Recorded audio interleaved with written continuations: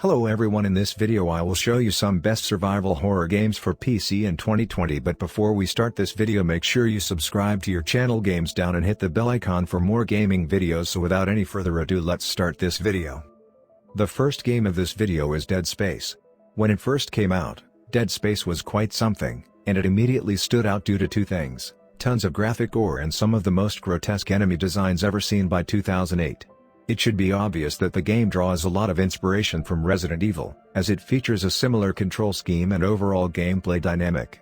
The player acquires several weapons throughout the game, most of which are repurposed industrial tools, and there's just something very brutal about the fact that you're dismembering enemies using tools that are designed to cut and break rock.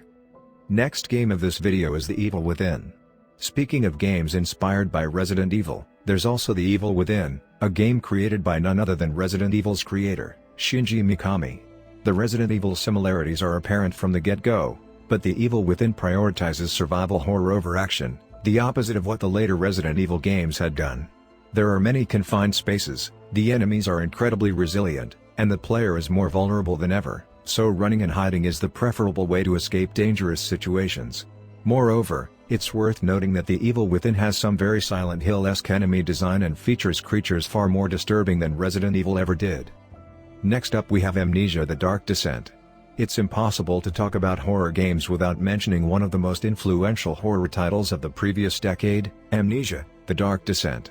When it first came out, Amnesia received a lot of attention for two main reasons. First, it had some of the most original and effective game design that the horror genre had ever seen, and second, it completely excluded any form of combat.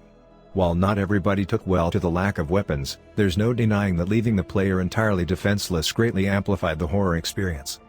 Next up we have Penumbra: Black Plague. Another NBSP, important game from Frictional that didn't receive quite as much attention and exposure as Amnesia is Penumbra: Black Plague. It is with Penumbra that the studio started revolutionizing the horror genre years before Amnesia would see the light of day.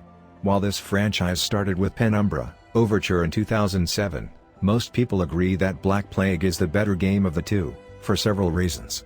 Mainly, Black Plague features more diverse environments and is generally more immersive. In contrast, Overture mostly took place in caves and featured enemies that were quite underwhelming and felt more like a nuisance than an actual threat. Next, we have yet another Frictional Games title, the 2015 release known as Soma. And while it might not be a pure-blooded survival horror experience since it is a more narrative-focused title, we felt like it deserved to be included regardless. That said, there is no inventory system and no resources to manage, and the enemy encounters that function pretty much like in Amnesia, and Penumbra is the only thing that keeps Soma from playing like your regular walking sim. However, with its oppressive underwater atmosphere, memorable environment design, and well-executed plot, Soma explores some interesting themes and poses questions that are bound to stick with you long after the credits roll. Next up we have Outlast. Outlast is another one of those classic titles from the early 2010s that was huge when it first came out.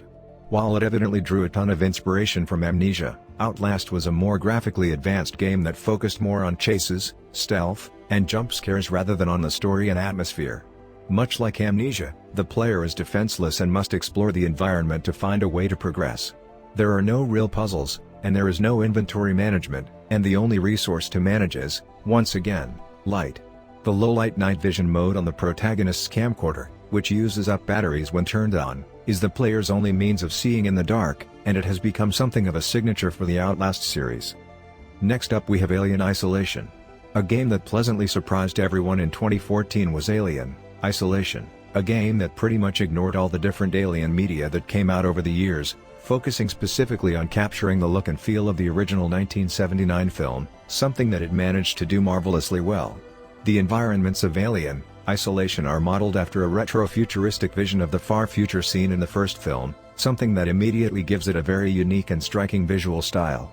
However, what really makes this game stand out is its superb enemy AI. Next up we have Darkwood. Darkwood is a fairly recent indie game that definitely deserves a spot on this list. It is played from a top-down perspective, but this doesn't take away from the atmosphere and the tension in the slightest.